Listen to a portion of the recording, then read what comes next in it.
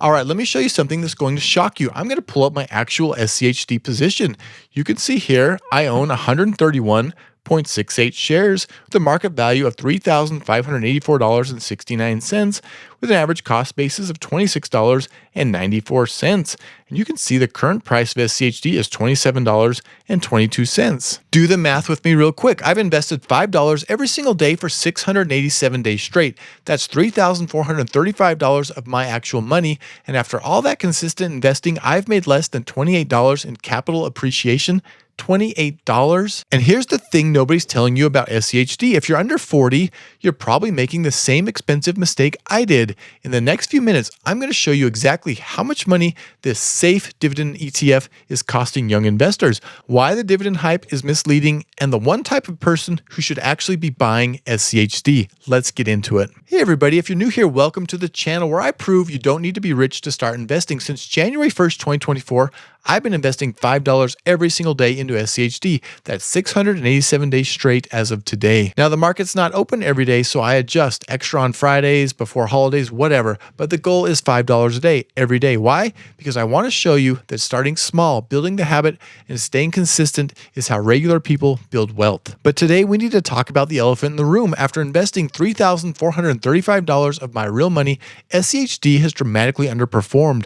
And if you're young, you need to hear this before you make the same mistake. Before I tear into the problems, let's look at what SCHD actually did deliver. Dividends. Here's every dividend payment I've received, which has been 7 so far, with my first paid in March of 2024 was only $3.13, but they have continued to grow, and my most recent payment in September of 2025 was $31.38. So total in dividends, I've been paid $121.94 so far. Now here's what's actually cool about this. Every single one of those dividends got automatically reinvested. That $3.13 in March 2024, that bought me about 0.12 shares. That $31.38 last quarter, that bought me over 1.15 shares of SCHD. In total, my dividends have bought me approximately 4.5 additional shares that are now generating their own dividends. That's compound interest at work. And I'm super excited because December is coming up, and based on how my position has grown, I'm expecting my biggest SCHD dividend payment yet, probably around $35 to $40. So SCHD is working exactly as advertised, right? I'm getting dividends, they're growing, they're compounding.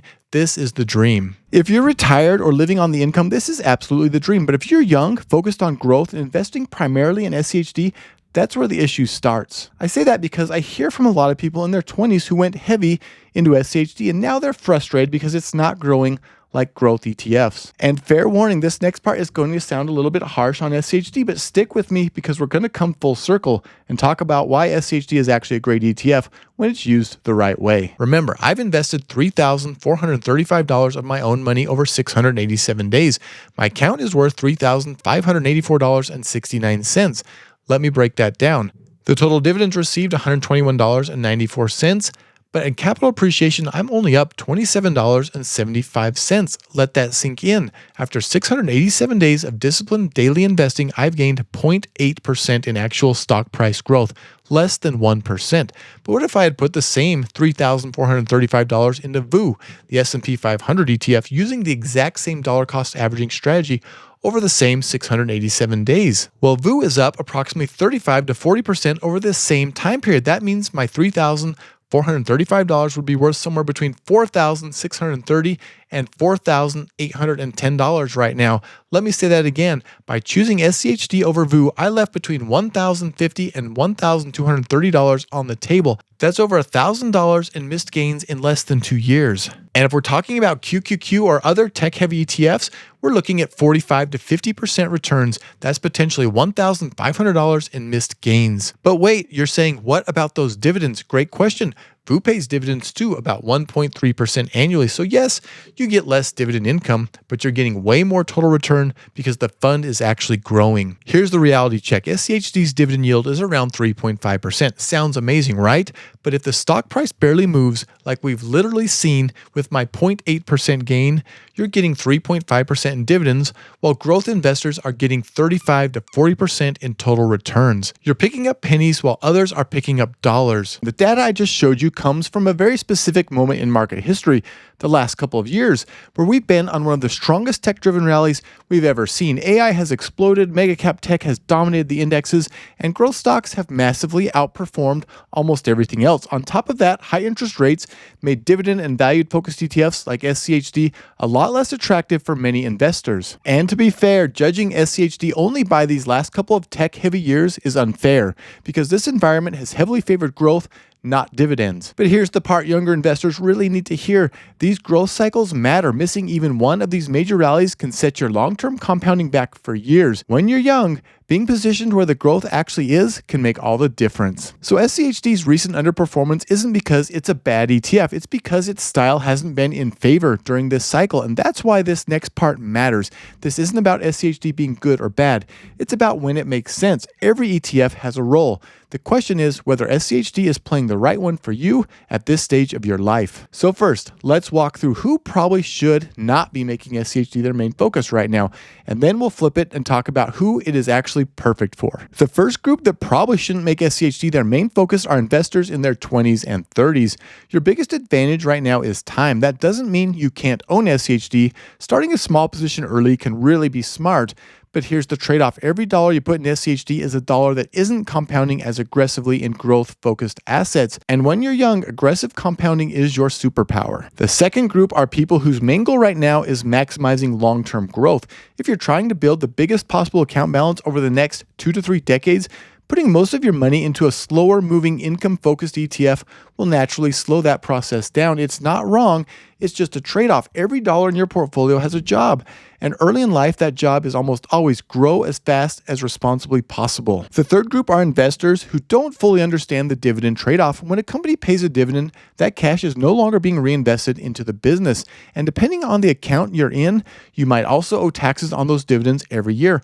Meanwhile, growth-focused companies reinvest their profits, which can lead to higher long-term appreciation and better tax efficiency.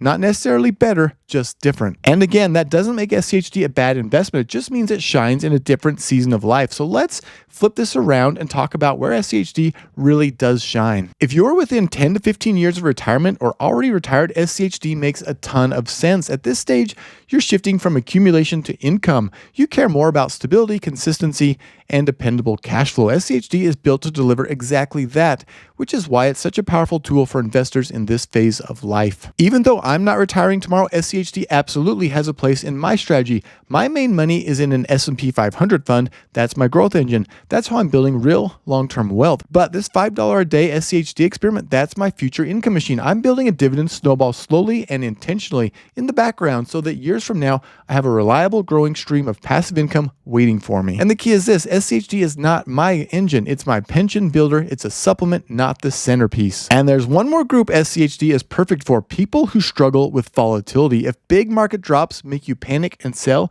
SCHD stability can actually help you stay invested. And staying invested matters more than having the perfect allocation on paper.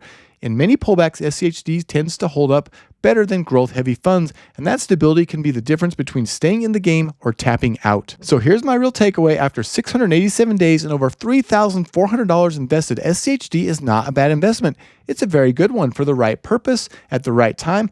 I'm not selling my SCHD. I believe in it. I want the future income. My serious wealth building money is going into growth-focused index funds while time is still on my side. If you're under 40, it is completely fine to own SCHD. Just make sure it's playing the right role. Let growth be your engine and let SCHD be the snowball you're building for later. If this helped you rethink where SCHD fits into a portfolio, hit that like and subscribe button because I'm tracking this $5 a day challenge across multiple ETFs, and the next updates are going to be really interesting.